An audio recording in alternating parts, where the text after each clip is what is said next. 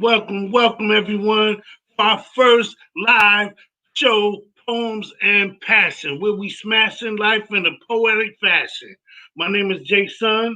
I'm glad to be here. I'm honored. I'm blessed, as you all are, because if we all made it here, we actually made it somewhere. And today, we are gonna go on this fabulous journey, man, because we got this cat. He is so dope, man. He's so inspiring. He's so real and sincere, man. He's a poet, playwright. He's got an awesome one-man show that's been around the world. He's an artist. He's got phenomenal sculptures. I can't say enough about him, man. But today we are blessed. He can tell you a little bit about himself.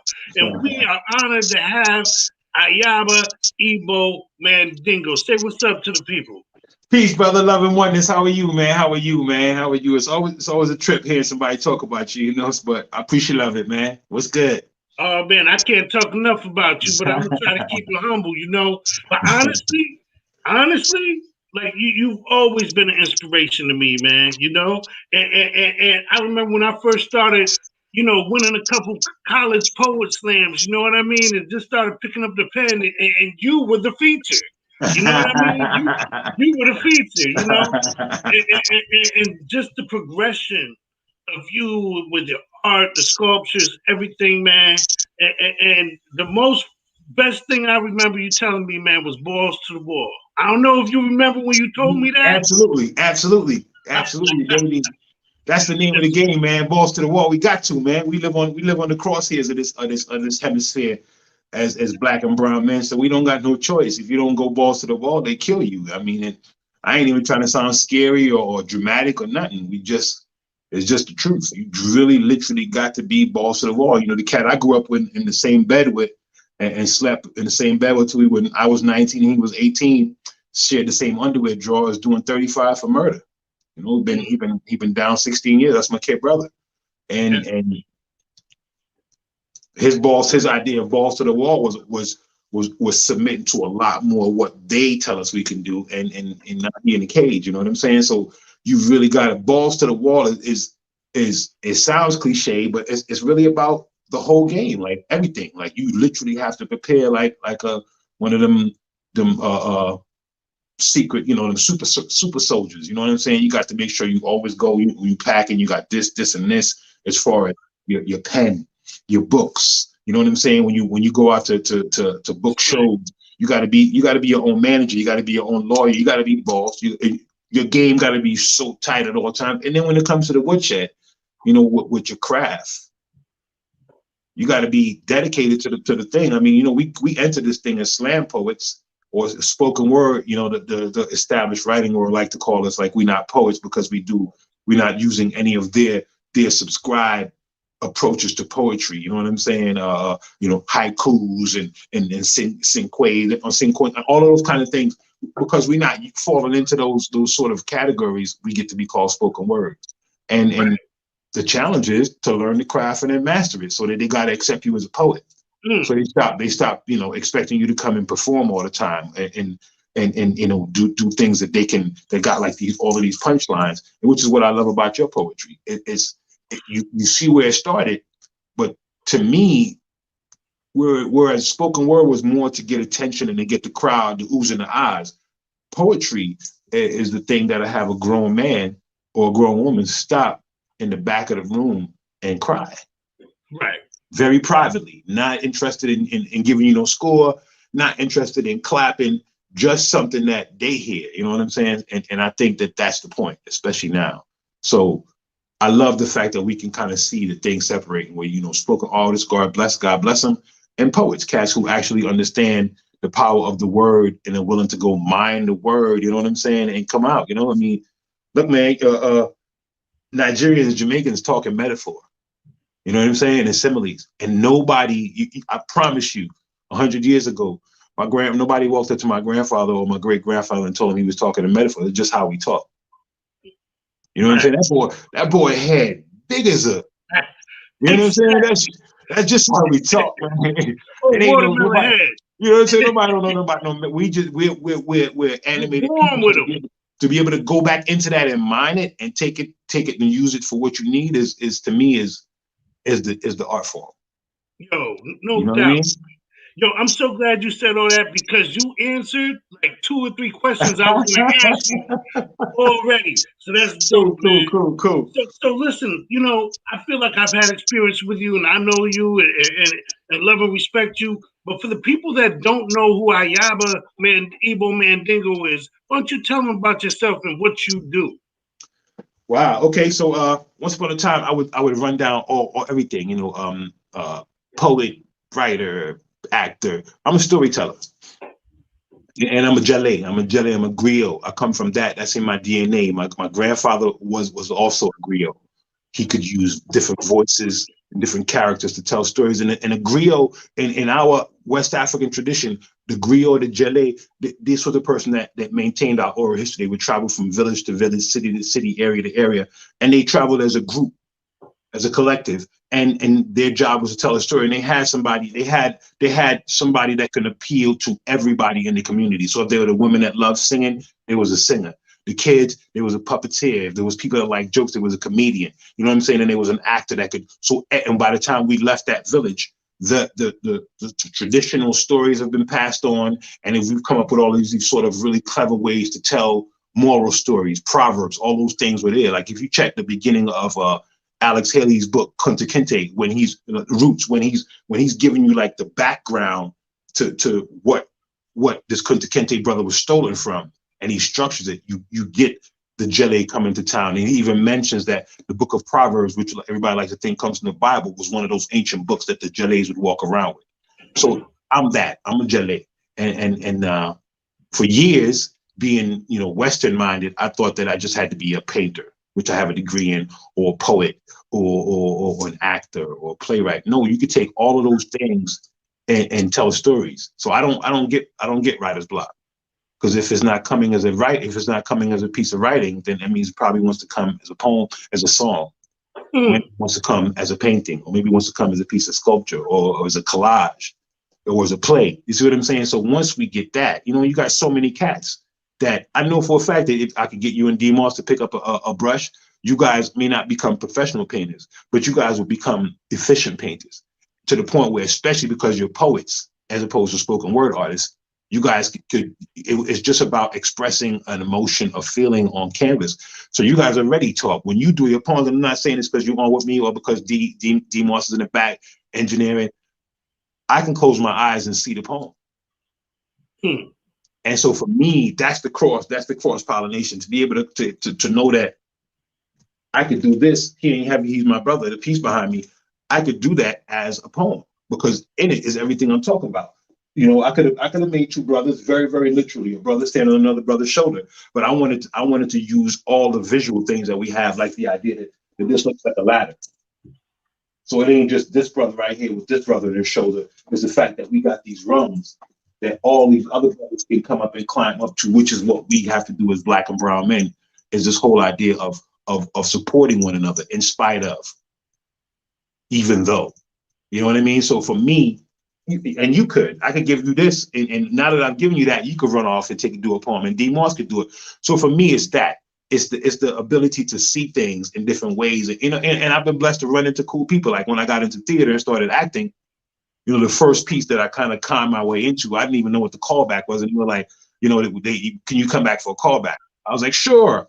I hung up the phone and called one of my actor boys, like, yo, what's the callback? He cracked up laughing. He was like, yo, they like you. They want you to come back for another reading. So I get the part, and right away in that world, everybody Googles one another. So the director and I having lunch, like after the second rehearsal, and she realizes that I'm not an actor. But she's Googled me. She's like, oh, but I see that you're a painter, and so in the middle of we go back to rehearsal. Now we're rehearsing, and she stops me. She goes, no, Ayamba, not red, orange. And I was like, the light was like, boom. Right. And for me, that became everything. So later, as time went by, I was able to sit, like we go out to another play as friends now. And I'm sitting there going, okay, I get you now, Donna. So you, as a director, you're the painter. The stage is the canvas, and the actors are the paint that you move around and manipulate to tell the story. She's like, exactly. And to me, after all these years of trying to figure out how to be a poet and an actor and all these different things, get that epiphany of having everything be one thing and realizing I could tell all these stories as one thing, I started identifying as a storyteller. So that's who I am, man. I'm an Antiguan, the son of Antiguan and Barbudan people. My father is from Guyana, which is in South America. So I have Congo blood and I have Akan blood and Yoruba blood. Yeah, that's me, man. And the goal is to move us forward. Move us forward. When I was younger, I wanted to be famous. Now, as a grown man, I want to be one of the most significant cogs of our generation. I want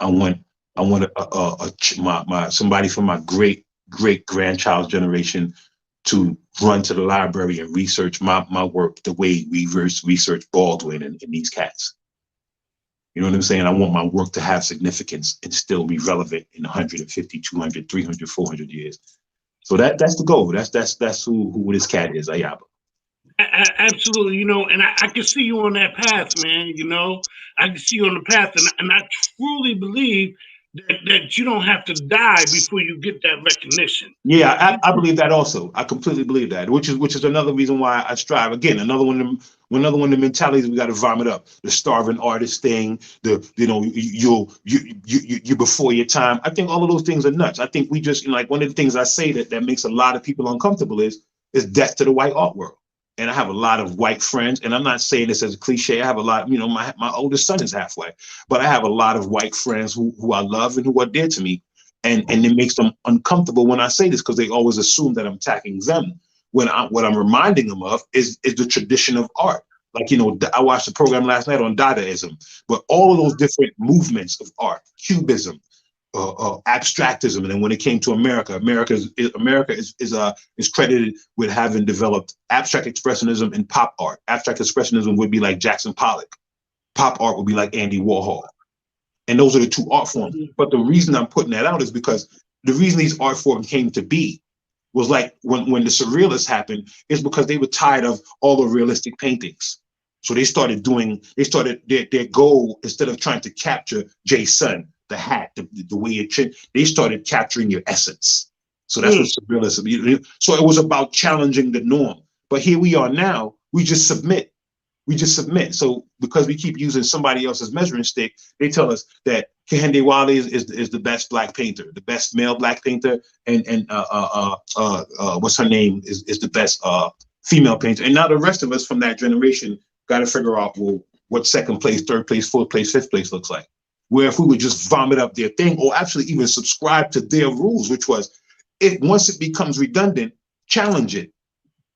You know what I'm saying? Change it.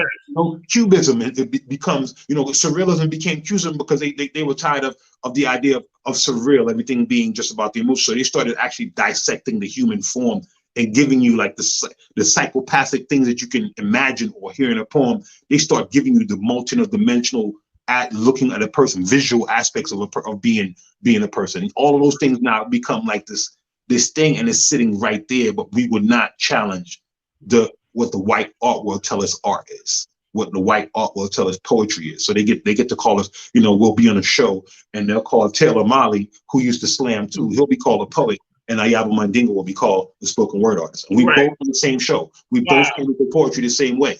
You see what I'm saying? Wow. So those kind of things, allowing them to define what it is why we stuck where we stuck at. And to me, that is the goal. The goal is death to the white art world. Death to the white. It's time for somebody other than white men to define what art is and what good art is, and how much my painting was worth versus some white kid who's 27 years old who just graduated from Yale last month and with a master's, and now his work is selling for some ridiculous amount of money because he's from Yale, not because his work is moving or because, you know what I'm saying? So it's just time to challenge those things. And I think it's shame on us that we haven't. America been around for 200 years. They've had two art forms that are recognized internationally. You know what I'm saying? And it should be some Afrofusion art, something that is us based. Yeah. You know what I'm saying? And it's great hearing that from you, because I know you're coming. You're here. You know what I mean? You're here and you're producing, man. Like, I love it. I love your Facebook page because I'm always seeing something up there new that you're doing, and we're gonna get into some of the new projects you got coming, man. Absolutely, man. Throw that. Your grind is so real, man, and I respect it. But I think we really like to hear something from you, bro. Man. You know, I mean, look, man. You know, poetry is we got to do that, and I start the same way every time. I believe that the reason I am me is because I come from some people who were this. You know, my grandfather was a tailor, my grandmother was a seamstress, and you know they had to pass away for me to realize that they were artists who did this because you know how you gonna be a sculptor in the Caribbean in the 40s and 50s and 60s, 108 square mile island controlled and ruled by the British. So my grandfather did the practical thing and became a tailor, but he was actually an artist. So I start off the same way, man, with them, something for them, and it's called Ancestors. He sits to me like a tired-old warrior contemplating his youth, of battles lost and won and of his search for truth. Imagining myself as him and traveling back in time to see America in technicolored black and white. When Ku Klux Klan burned crosses in the night in response to our black demands were mute and southern magnolias bore dead, castrated peculiar fruit when Jim Crow sign showed us our water fountains and before Martin Luther climbed his mountains. Through all of this and countless more walk, this old man who sits next door. With skin so full of melanin, the South must have been rough for him. He must have swallowed all his pride to take America in stride and still be here at 86. In spite of all the stones and sticks they used to try to break our bones and Hoover's taps on Dewey's phones and all the blood that spill and run from US manufactured guns and all the lying presidents.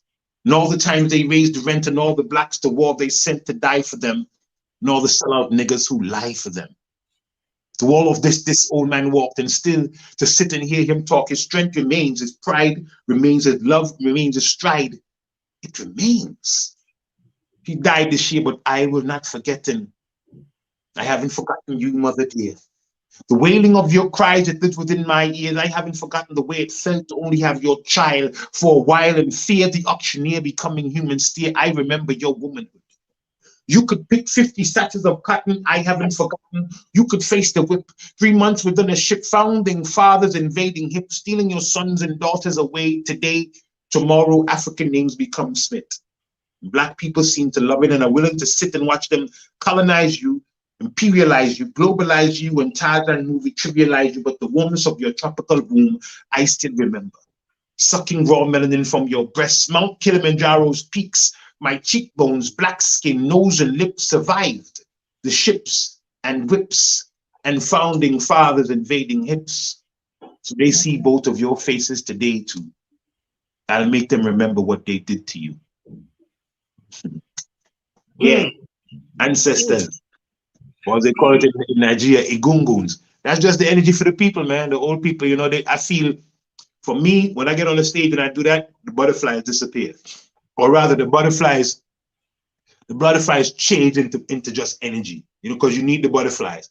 But it's like they go from fluttering to like, no, I got them lined up and ready. You know what I'm saying? You can see everybody just ready to rock now. So I could do an hour set, 15 minutes, 10 minutes, one more poem and go. But once I do that piece, I feel centered and like I'm now tapping into, you know, because I remember when I'm doing the Broadway thing, I remember, you know, I'll get questions like, you know, who's my dramaturge? And I had to go look up the word to find out what that is. And a dramaturge is somebody who comes and helps you make your piece come off the page. Right. It's what Europe has to do because they ain't got no soul, and if they don't, people listen don't like that. That's too bad. I of course they have a soul, medically speaking, but they don't have this thing, you know, that time and that. They don't got that. You know what I'm saying? So they got to take the Watusi and make it to the hokey pokey. Oh my God!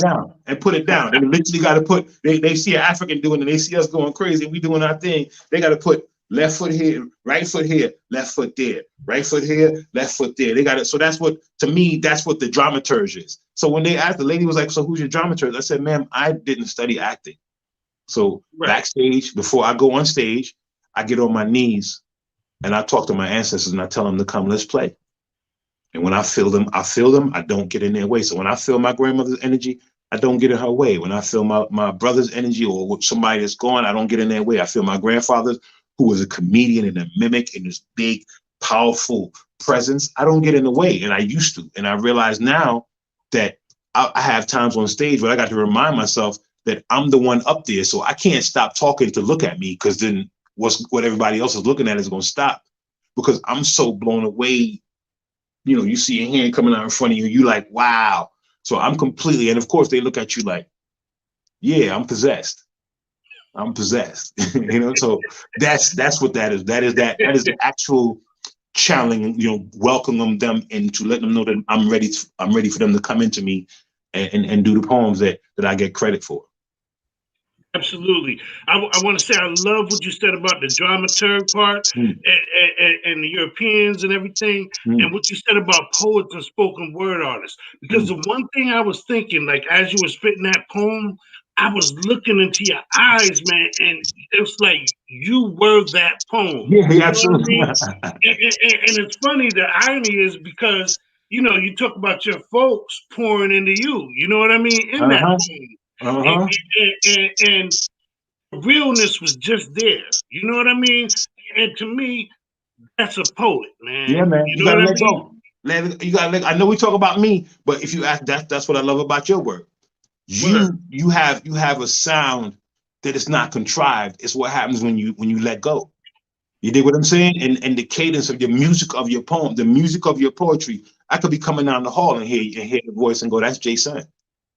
D Moss does the same thing, and I'm not saying that because y'all. And I could tell you if you need, I could tell you a couple. They're poets I know. Roger Bernier Egars, another cat like that. When you hear them, you know you hear the music of their poetry. So it really, you know, and then you run to hear the words and fit in the words. But when you hear the music of it, you know what I'm saying, the melody, you could tell who that is, and that's something that comes from letting go. That's you can't. You know, for a long time, everybody would sound like Saul Williams, and I actually sat in the audience and heard people sound like me, and heard people sound like, you know, Talam AC, you know, and do Talam's movements. And I actually seen that, and I get it, because what you do as a painter in school, we studied the masters first. So for years, people be like, yo, I see Picasso in your work. Yo, I can see Matisse. Yo, I can see Jacob Lawrence. But now, 30 years into the craft, people say, yo, I saw a painting the other day. Yeah, I could tell it was yours. And I'm like, because that's the goal. The goal is for it to come from inside. That's right. That's right. Yo, I just want to quote KRS-One real quick. You got to have style and learn to be original. Everybody's gonna want to diss you. See, we come from that era, man, where you had to be original. You had to, man. I know hip hop raised me. You know, yeah, man. So like you couldn't come out sounding like another rapper back then, and that At was all. like the strength of it, the beauty of it. Bro, I was talking about this the other day with somebody, and when Buju Banton first came out, yeah, he sounded too much. He sounded too much like Shabba Ranks. He had to go back to the woodshed and come again. They would not accept him. Can you imagine if them rules applied to today? You know how many so-called rappers would be unemployed? Oh my God! You know what I mean? And not off subject necessarily, but Eminem. Respect to him for being a grinder. But every time somebody brings up Eminem, I always say the same thing. I prefer Kool Keith's version of Kool Keith. I prefer Master A doing Master A. It's not like they're dead; they're alive still. And he admitted it. You do. The first time I ever heard anybody rap out of their diary and talk about killing themselves and fighting with their mother was Kool Keith.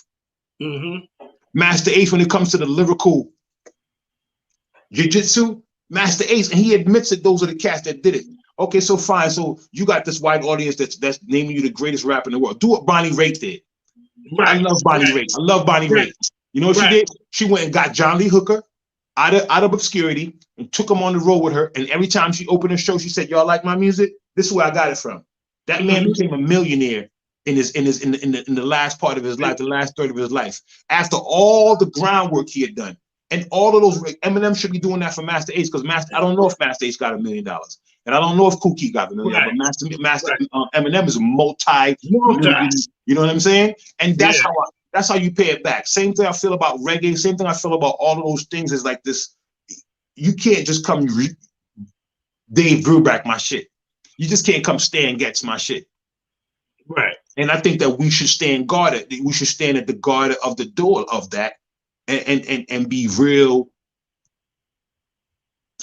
straight with it. You know what I'm saying? Me and my producer right now fighting over we back and forth and over this new piece that's that he don't think is cool, because the chorus is, me no trust white people who say them a rasta. Cut to me, some of them are just imposter. I mean, not trust white people who say them a rasta. Cut to me, some of them are just imposter. And I'm talking about culture vandalism. That's the whole play. And he's like, yo, that's hard, man. You gonna. And I'm like, of course I'm gonna bust some feathers. I am. But the last verse is now that don't mean a white man can't be a rasta, living love and unity and giving thanks unto Jah. But me have to know him heart, know what him I deal with before me let him in a mind and find out him I steal it. Yeah, so I'm saying this is what did I just do? I just mentioned Chris Blackwell, all of these people who come in and rape us. You know what I'm saying? So a week after Blueberry Hill, I found my thrill on Blueberry Hill. Fast Diamond put that out. Pat Boone covered it. A week later, B. So the first time he heard it on the record, he heard the music. He turned up the volume, thinking it's him, and he heard Pat Boone's voice coming through the radio on a song he made a week ago. Wow, that's crazy. Wow, you know what I'm saying? So that's why we gotta be like militant about it and challenge these people, the Eminems of the world. The what's her name, Adele's, you know what I'm saying? Great, she got a great voice. So and another poem from the new book, that's not off the dome, but it made me think about it. It's called White People, and my point is, if we just put white people at the end of all of these different claims that white people make, they will be true. Elvis Presley is the greatest singer for white people. Eminem is the best rapper for white people. John Wayne was a great man for white people. Christopher Columbus discovered America for white people. You see what I'm saying? Like the minute they put that part in, it's true.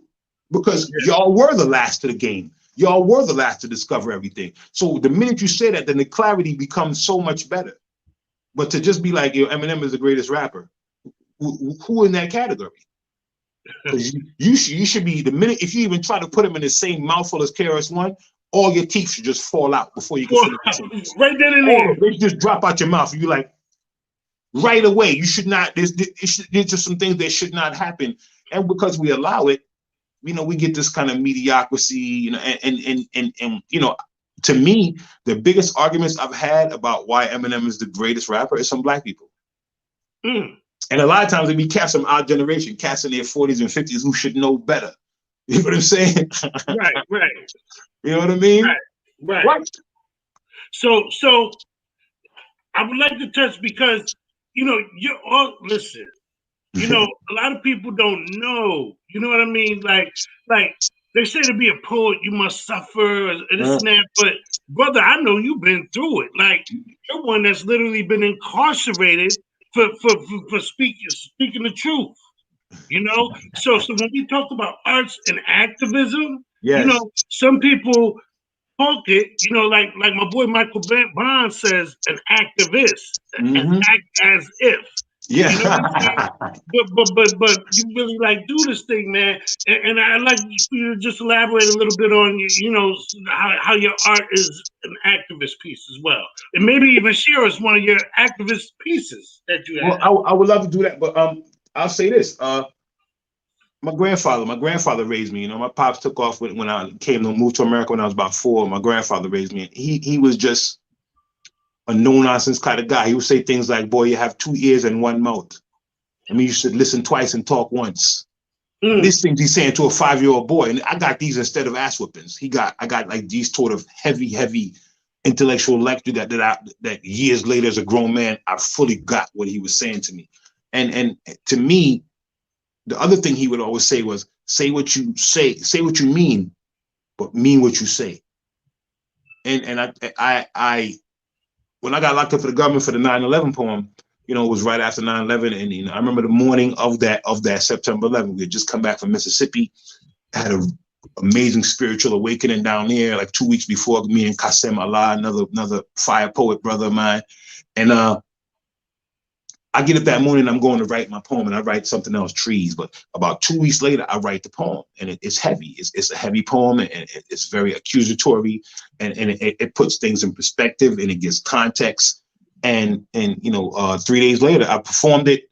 A couple of weeks later, and 3 days later, I was locked up. The government came to the house and locked me up. I spent 55 days with Homeland Security. Fighting the deportation that they were trying to use at the time. They were trying to use the fact that I was an immigrant to this country, and my oldest son, I told you, who's half white. When I had him, her parents tried to lock me up. They tried to go back and bring all of that up and say that because I was accused of an aggravated felony that I did not have the right to even attempt to become. The long story short is the community rallied behind me in ways that they never understood. The judge was flabbergasted when he saw all these different cross-section of people that showed up. The mayor, who used to be the governor of Connecticut, Dan Malloy, wrote a letter. All the principals in Connecticut, in Bridgeport and Stanford wrote letters. So many different parents showed up. I mean, it was over 20 people showed up that day in court when we only needed like 3 people to speak for me. So the judge just kind of dropped the case. But the point of that was, while I was in, I had cats out here doing things like, free Ayamba, because we can get very romantic, and me being a historian, and when you ask me, I do things that people necessarily don't remind. Like I remind us that Martin Luther King died, and all those cats from the 60s and the civil rights and the Black Power movement, they died reminding America of something that America had agreed to do 70, 60, 70 years before at the end of Reconstruction. They gave Black people the right to vote. They gave Black people to own. So when you see that famous picture of Johnson, Penn, and King, that pen, it was already on the books. All of those things were already on the books. You know what I'm saying? So when you pull that coat in that kind of way, you probably should expect some fire. And a lot of the cats got into the romantic of the Panthers, and so they was doing the free Ayamba stuff and free Ayamba and throwing rallies and all these kind of things, but none of them really got to me. A very small group of people understood what had just happened. Like when you push back against your country, when you're willing to stand behind the words you say, and when it's more than just being cute and being like a metaphor champion, you're going to have to stand behind that. Somebody might hold you to, well, what do you mean when you say, maybe I blinked, but I don't think I remember seeing her from the plane. You know what I'm saying? Or I wonder if I'll be ostracized and criticized by all you Americans in this room if I say the chickens have come home to roost. If you throw bloody hands lamenting, why me? What have I done? And now your shitty streets look like downtown Vietnam, Beirut, in the Congo, in Palestine, in Burundi, in Grenada, in Baghdad, and you throwing up your bloody hands. Lamenting of your plight of domestic flights flying into famous landmarks, destroying famous skylines, destroyed like the hopes of the people in the Congo when you replaced Lumumba with Mobutu, destroyed. Like the hopes of the people in Chile when you replaced Allende with Pinochet, destroyed. Like the hopes of the people in Jamaica when you replaced Manley with Seaga, destroyed. Like the hopes of African Americans when you replaced Malik with Jesse, destroyed. Like Soweto and Biko, destroyed. Like Kenya and Joma, destroyed. Like your national security as innocent Americans die, wondering why they're not safe anymore. But see, reciprocity comes boomeranging back, bringing with it the smell of death from Vietnam and Iraq and Nagasaki, and repercussions for the years of hegemony as the memory of Japanese kamikazes shining like Pearl Harbors hijack American invincibility, hijack American security, hijack American superiority to be spun into yellow journalism accusations and speculations about who done it. The chickens have come home to roost, and now you want to throw up your bloody hands, and they're bloody up to your wrists, up to your forearms, up to your elbows, up to your armpits, up to your shoulders, up to your neck, up to the level of dendon sometimes. And yes, innocent people die sometimes. Like 1 million dying in 100 days in Rwanda while you all change your channels to congressional executive decisions to replace and assassinate African heads of state, trying to decide our own fate as African Americans wrap themselves in the flag. Born again patriots who forget that same flag flew over Jefferson's Monticello while they capitalized on captured African lives, creating American capitalism the center of your foreign policy. And I see you watching me in my bed, scared. I could be Osama, coming home with my chickens on this plane filled with drama. Wow. Yo, wow.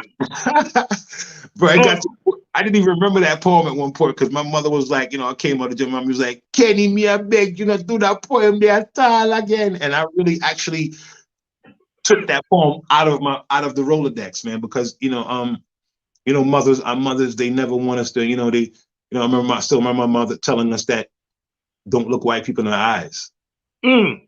And if you don't know where that comes from slavery, because the white man used to break us. And when the white man broke us, if we had any of the energy that you got, or energy that other cat on the engineer got, D Moss got that pushback energy that we know D Moss has big gigantic doses of, your mother would try your very best because she knew that you would look that white man in his eye and be like, what? So they told us, don't you look that white man in his eye, boy. You know what I mean? So all of them kind of things, and you think about, oh yeah, it's been a long time. Nah, I'm 51 years old and I was raised like that. With my mother telling me that. Don't look no white people in their eyes. You know what I'm saying? So much to unpack there, bro, with that, with just that alone. So for me, challenging them, you know what I'm saying? I guess they call it speaking truth to power. I don't see none of, I just see it as how to hold you to task, man. We got kids. You teach a child, you beat when you're raising your children, you teach them not to lie and you scold them when they lie. And then one day your child comes to you and says, but Dad, I thought you said lying was wrong. Well, it is, son. But Dad, and how did Donald Trump become the president of America then?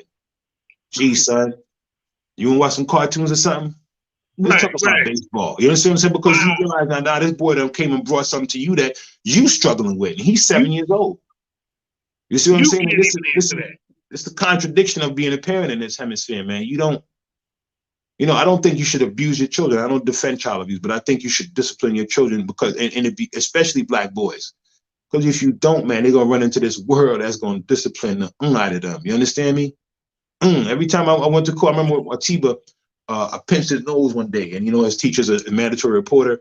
He was being rude in the morning before we went to work, and she saw the red, and she went and told the court, and then I had DCYS at my house, and I had to go down to the police station with my lawyer, and two Italian cops walked in. They were the ones interviewing. I stopped and missed. I said, "You Italian?" I see your name. You're Italian, and you look like you're about in your 30s, 40s. I said, "Your mother used to beat you behind, huh?" He said, "Yeah." I said, "So what are we doing here?" He said, "Well, what are we here for?" Instantly they started backing up, and then that you got the case worker on the case. I asked him, did he have children? Well, sir, I'm sorry, we can't talk about that. I said, well, let me tell you how I feel about this. Meanwhile, my lawyer is kicking the shit out of me under the table in my shin, telling me to shut up. I said, let me tell you how this works. I've been in court.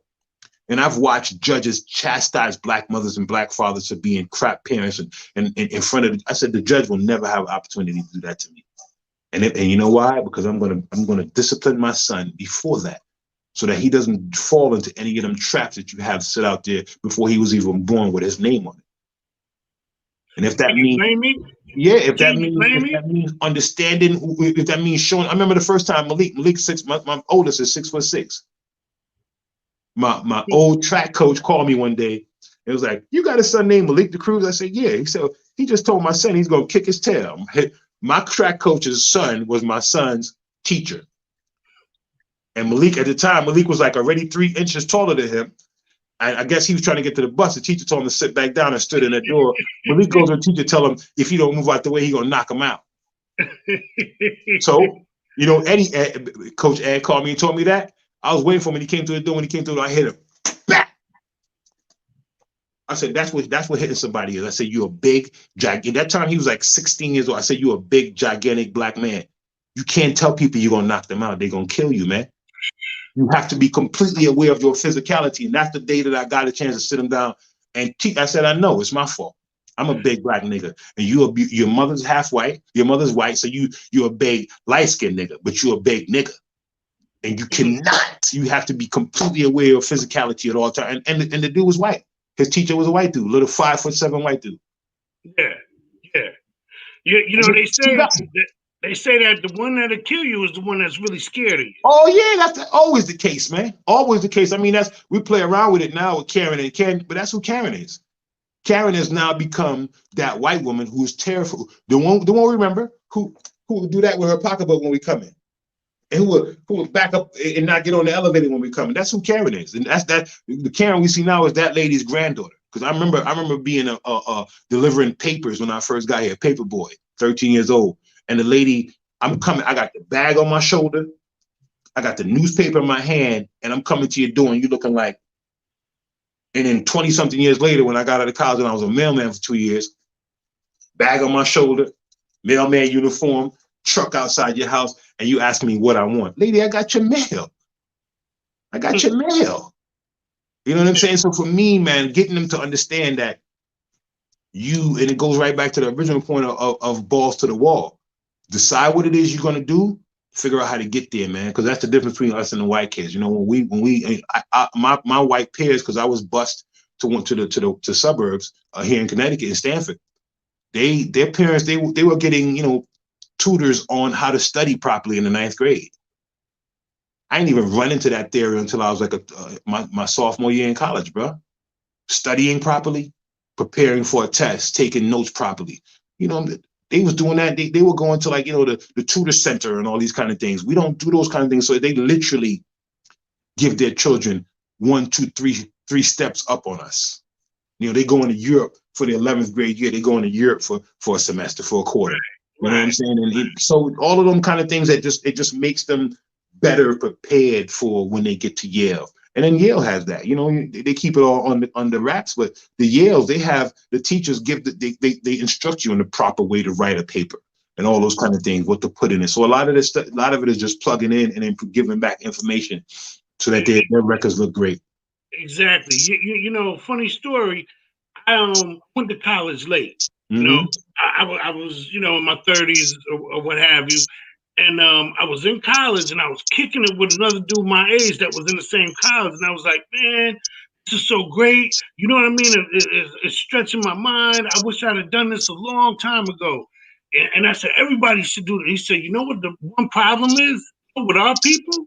He said, you're saying that, but it ain't that easy because some of them are sleeping on somebody's couch in a bad household that they don't want to do. Some of them, like, there's some real hurdles there that we have to face even before that. Or when you're in a family that school isn't even promoted. It's not, brother. It's not. And all you got to do, I've been a teacher now for 27 years. All you got to do is be a teacher. And you run into a child with maybe, you know, they having grammar problems, or they having the conjugation when it comes to putting sentences together, and you come in with their parents and you hear their parents having the same problems, and it stops you instantly. And they got this new math now. There's a new math now. Your kids come home now and you don't even know how to help them. And the school didn't give you no heads up. They have radically changed. Like, they don't want the kids counting 1, 2, 5, 10 minus 4. They don't want them doing that no more. They got all these little formulas, these little crazy formulas they want the kids to plug into, and you can see the confusion on the kids' faces. I know when my students come to me, I got to tell them to ask sometimes, like, tomorrow when you go to your math class, ask your teacher, because it's like hieroglyphics to me. You know what I mean? And it's like, what is the point? Like, what is the point? You know, especially with this pandemic we just hit. They gave us this criteria for what these marks our children had to reach to matriculate to the next grade. What happened this last time? They just passed everybody. Right. Seniors that ain't have enough points, they just go ahead and graduated them. 5th graders whose parents had already got the progress report saying that they were not going to be going to 6th grade, on their parents on Facebook celebrating, oh my God, my daughter going to the 6th grade. Yeah, for what?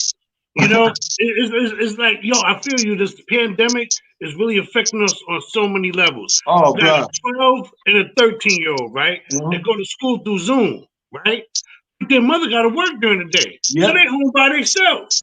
And now the issue is, these cats are logging into the computer on the class and not even attending. I'm not in the household, so you know what I mean? I'm talking to them over the phone trying to, you know, give them a verbal beating, but, you know. But believe me, it's and, you know, the kids don't got to come on. They don't have to turn the video off. They don't want to on. If they don't want to, they can leave the audio. So you're now sitting there talking to a blank screen. And then you think about the other part of it. You know, we've been doing virtual since school started, since this thing shut down in March. And like my second week in, I had to call my boss and text her while I'm on the computer and say, please call up so-and-so and tell her parents to stop fighting in the background, because we could hear everything. They were in the next room and the mother was going at the father for cheating. And it sounded like I was listening to a soap opera. And the little girl is sitting there, she's a 4th grader, and she's melting. She's getting bright red. And everybody, it was like 16 people on the Zoom, on the Teams, Microsoft Teams. So everyone's affected by that. You know, and Donald Trump, downplaying this whole thing from the beginning is so harmful to all of us because, when in our history have we had to shut down school? Yeah, bro. Nationwide, we just Yeah, bro. school Yeah, shut bro. down. But If believe that's me, not a warning sign, what is? historians are gonna when historians look at this, like I remember when they used to be called the Dark Ages. They call them the medieval times now. And that's because historians changed up. They realized it wasn't like a curse. The bubonic plague happened because the rats would, the merchants that would do mercantilism was beginning to explode, and all these different trading and different peoples. And these rats were getting on these ships and going traveling everywhere. And that's how the plague was traveling. You dig what I'm saying? Spanish flu of 100 years ago. Listen, they had classes outside. That's 100 years ago. I put that to my principal, and she's looking at me in the summer while we were still having the kids come in. When it's before school finished this last year, March, that last May, June. I'm like, they're looking at me like I'm crazy. I'm like, but 100 years ago, our grandparents, this is how our this was a solution. It's a disease, it's contagious. Let's go outside classroom. My principal's looking at me like I was dumb. And I'm looking at this lady going, but it's like an acre and a half playground in the back. Not only can you social distance, but the kids can breathe fresh air. Nothing to engage the children. Like you see adults cracking into seams, adults, and nobody's coming up with any programs to desensitize or to debrief these children on what's going on. Like pandemics happen every 5 years. Right. Yeah, the kids. I did it with my kids. We started. I was like, they wanted to talk. They wanted 10 questions for essential workers, for the mayor, for the governor. I sent out a lot of these questions, and we came up with a song called Corona Times that I'm super proud of. Super proud, my fourth and fifth graders. And it was and everybody's making a big deal. And it's like, I'm not a big Chris Rock fan, but one of my favorite pieces that he says is, he hate hearing cats talk about they want credit for being a dad. Like, dude, you're supposed to be a dad. You don't get credit for being a good dad.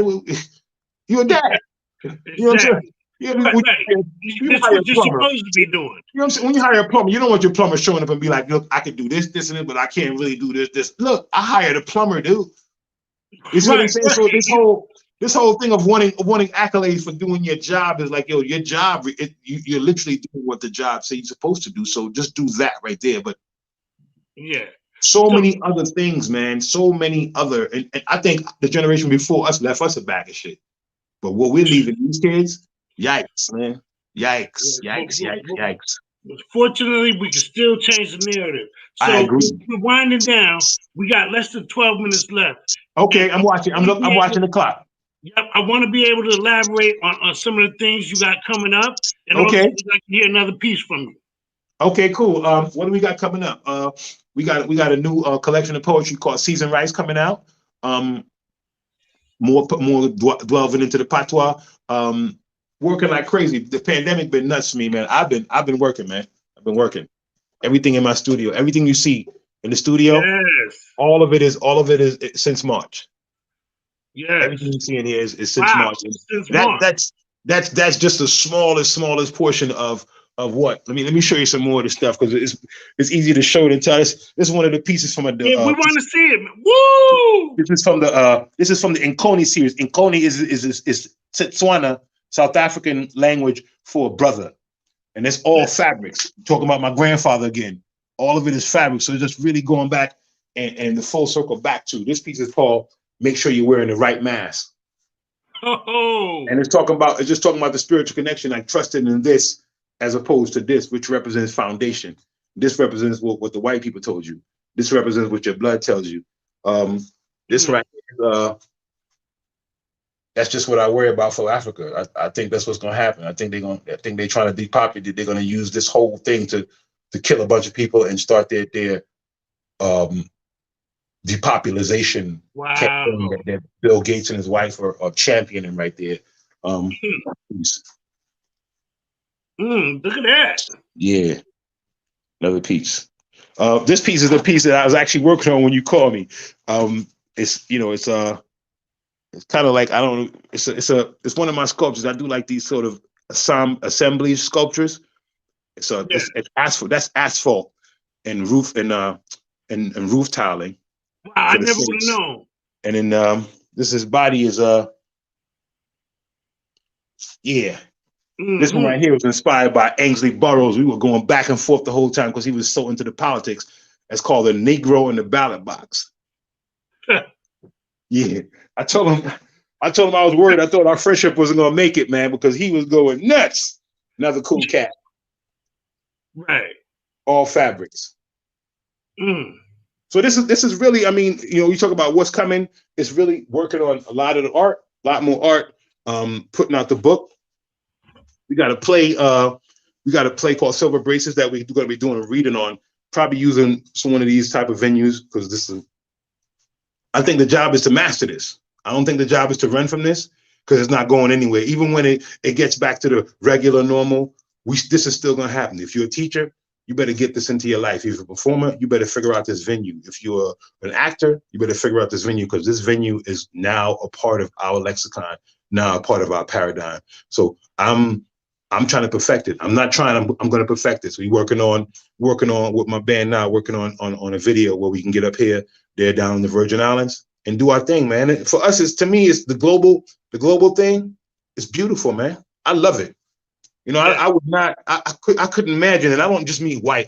I couldn't imagine being biased or sexist or racist or ageist, any one of those kind of things now, and trying to push that nonsense to your kids, because your kid could literally go online and Google it and come back at you like, well, Dad, I thought you said black people were stupid. Right. It says here that so-and-so invented this, and this. You know that, you know, your favorite so-and-so. And then the dad got to sit there like, as I'm talking, I'm just kind of walking through the spot so you can kind of see what we're working with. Down Moss said, Ayamba, I humbly accept gifts of art. Right. So we're gonna work on that. Well, you know, I mean, D Moss gonna talk because he got his diplomatic immunity card is longer than most people's, so he gonna push that out all the time. I'm gonna give you like a just a panoramic real quick. This is the second floor. I was just on the first floor. Yes.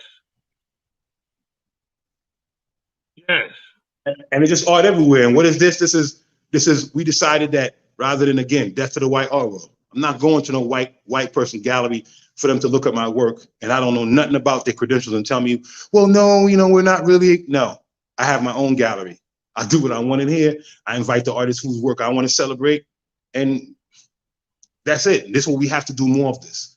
You know what I'm saying? It doesn't need to look like what their version of a gallery is. It has to look like what our version of a gallery is. As soon as this clears up, you've been here performing. D Moss is going. I got D Moss on my list right here. We're gonna come cook. You know, something kind of like what you're doing. We're gonna cook, talk a little bit, cook. Then you go over here. Definitely need some more of that iCast too. You perform. You do your thing. The plan is for this space to become that for brothers and sisters, where we could really get our entire thing on. You know what I'm saying? I go up. Yeah, man. This is the third floor here. Stairwell. I'm in the stairwell right now. And this is it for me. This is it, man. This is what you talk about. What's on the plate? What's on the plate is pushing my work, and pushing the idea of us becoming our own bosses, our own. This is what the Harlem Renaissance was. 100 years ago, we had the Harlem Renaissance, and there were no theaters. And real quick, tell them where you're located at. 325 Lafayette, Unit 9104. This is what we do, man. This is what we do. Connecticut. Yes, Bridgeport, Connecticut. 100 years ago, we had salons. Langston Hughes and them didn't have no theaters. County Collins didn't have no galleries. They went to each other's houses. Right. We ain't even got to reinvent it. We just got to dust it off. Zora Neale Hurston, County Collins. Yeah. You know what I'm saying? Yeah. Langston Hughes. All these people came out of black folk going, we don't need them. Let's do our own thing. Let's cultivate. Let's stick together. Let's grow each other. Let's critique each other. You know what I'm saying? So this is the plan. The plan is that, man. Ultimately, and of course, doing everything else, trying to get back on the road, refreshing some of the tours. Like we were supposed to be in South Africa right now. You know, they couldn't, the venues were closing up. My boy got things opening back up. So it looks like South Africa might happen like in February. So it's back to that. is back to the Caribbean and continuing this tour that we were doing with the Play Through the Caribbean. Is pushing Season Rice, the new book of poetry, and pushing these plays. It's working on my clothes, which is just happening, man. Like I bought a pair of Pro Cats. They had a smudge. Yeah, but it one of them out of nowhere, man. I bought a pair of Pro Cats because I love Pro Cats. They had a smudge on them. I put some art on it. Wore online. Somebody was like, "Yo, I want those." That was about 300 sneakers ago, as far as orders go. This is like, this is my hip hop. Little hip hop series right here. This is how I jumped into the game. Doing. I was a character dude. I never liked the letters. I was decent with the lettering, but I was officially the dude that could blow your mind with the characters. You know what I'm saying? So yeah, this is where we are. This is where we are. Another piece. JaSUN said another piece. I think it's always good to do the piece that took you around the planet. All right. And I think doing that from with a little background is the right way. So we got the painting from the cover of 41 Times. This was painted when Amadou Diallo was murdered. We got this piece here called American Negro, another piece that speaks to that same issue. So we'll do it from right here.